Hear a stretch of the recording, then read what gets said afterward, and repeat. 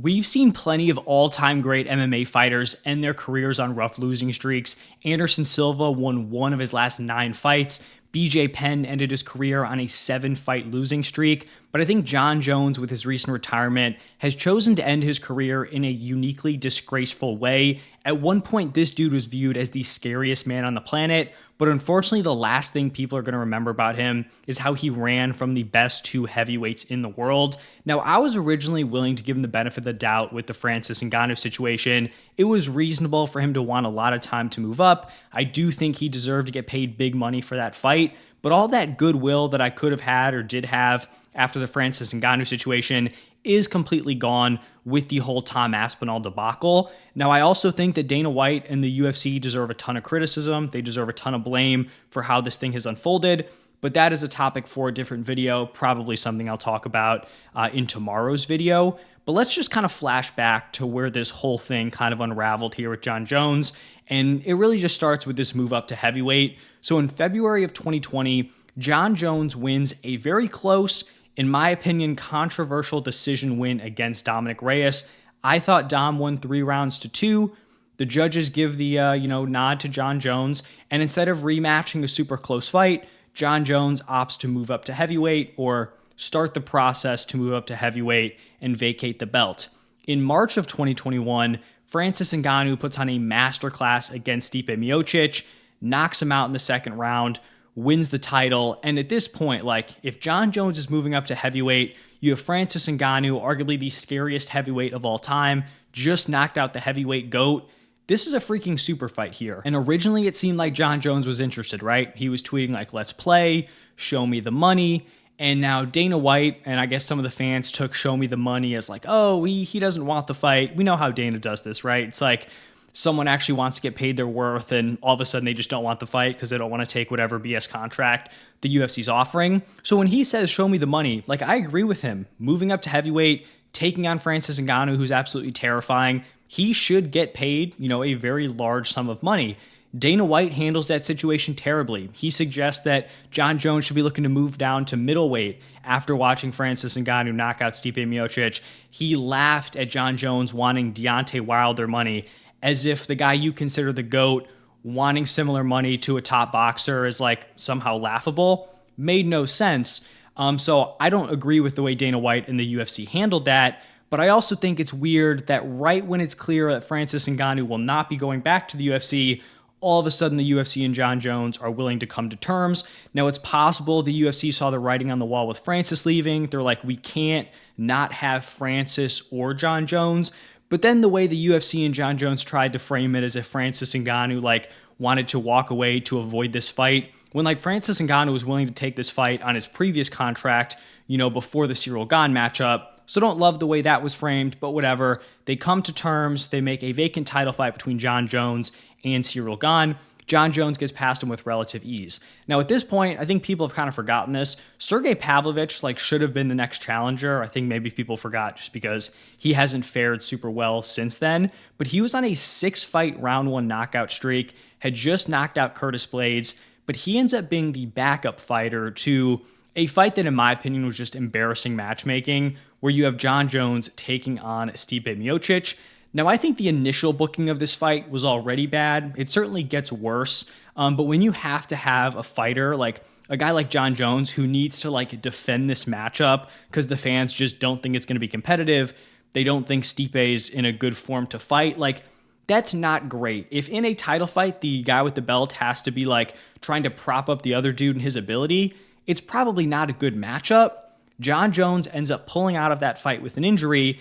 And once again, they're just kind of dead set on this matchup. So instead of Stipe staying in there and fighting Sergey for the interim title, they just pull the entire fight. And Tom Aspinall steps up on short notice to take on Sergey, an absolute killer. And at this point, I think you can make the argument that these two guys have the best recent resumes at heavyweight. Tom Aspinall goes out there, he knocks out Sergey Pavlovich in the first round, wins the interim title. So now you're in a spot where Tom Aspinall has the interim title. In pretty much every situation, the champion should be taking on the guy who has the interim belt. But Jon Jones is still out with injury, so Tom Aspinall actually decides to defend the interim title, something that is very, very rare, and he defends it against Curtis Blaydes. Now, at this point, Someone else won the interim title. They defended the interim title. They should be an absolute lock to get the next title fight. But no, Jon Jones, Stipe, the UFC, they all just want to go back to the well on this matchup. So essentially, like a year after the first cancellation, they make this fight again between Jon Jones and Stipe Miocic. This is, I think, at this point, like 3.5 years since Stipe's last fight. He's into his 40s. He had just been brutally knocked out in his last UFC fight. And then shockingly, he goes out there and looks like a shell of his former self. Jon Jones puts together a very clean win. And then since that fight, for the last 7 months, it's really just been Jon Jones coming out and embarrassing himself, looking for any possible way to discredit Tom Aspinall, consistently looking for ways to work around fighting him. And like, I know some fans have just kind of like latched on to whatever Jon Jones says, where if they say, oh, he's not deserving, like, why does he deserve to fight me? And the fans just kind of like latch onto it. I think you can make the case there has not been a single more deserving guy of a title shot than Tom Aspinall, someone who won the interim title, then defended that interim belt. If the argument is that that guy is not deserving of fighting for the title, like, I don't know what to tell you. Was Cyril Gane deserving of fighting for the title? Because if he was, compare his resume up against Tom Aspinall and let me know how Tom Aspinall is somehow undeserving. And so I think at this point, like, it's clear that Jon Jones never wanted to fight him.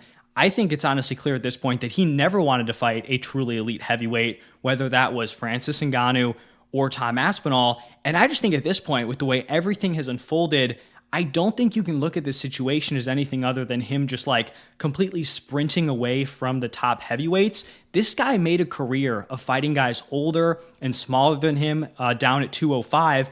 And then when it's his turn to fight dudes in his actual weight class, the weight class that he's the champ of, he doesn't want to do it, and he runs from the challenge.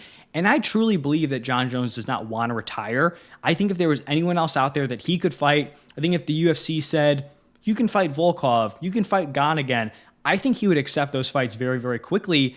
He's not retiring because he doesn't want to fight. He's retiring because he does not want to fight Tom Aspinall. And I know some people are going to come out and they're going to say, his legacy is established, he's already proven himself, like, he doesn't need these fights. He can walk away and still be the GOAT. And I just strongly disagree with that take. I think I'm going to have a full video on this also.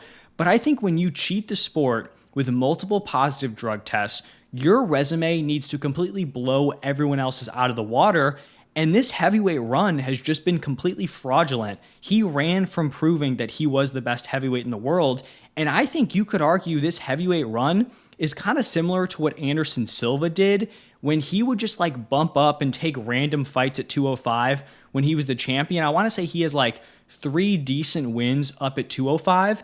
And I think you could make the case that that is very similar, if not better, than this run that Jon Jones have had at heavyweight. And we've seen guys who have retired with the belt, GSP, Khabib. GSP vacated the belt 34 days after he won it, citing his health issues. So he had a real reason to retire, didn't just sit on the belt. Khabib retired immediately after he beat Justin Gaethje, the loss of his dad. He was just going to be done fighting, so he just let the belt go instantly. Jon Jones had no reason to let the belt go, right? Like, I still think he wanted to fight. He just didn't want to fight Tom.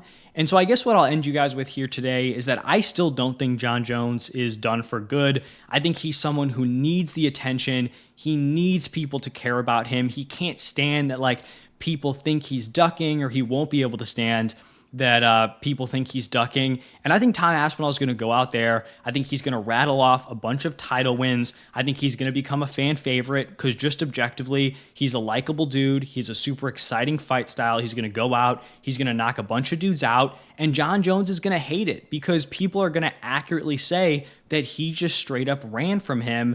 And so overall, this has been a pretty embarrassing potential end to the career of Jon Jones. I think either today or tomorrow I'll have another video from the UFC's perspective, and then also just a more in-depth breakdown about why I do not think Jon Jones can be the GOAT. But this whole heavyweight thing has been a disaster from Jon Jones and the UFC. I think it's clear he just didn't want the smoke against the top 2 guys, Francis and Ngannou. You could have given him a pass initially. Don't think he gets that pass now against Tom Aspinall. So that's going to wrap it up for this one. Let me hear your thoughts down below. If you agree, let me know. If you think this video is stupid and you completely disagree, you can yell at me down below. But thank you again, and I'll see you in the next one.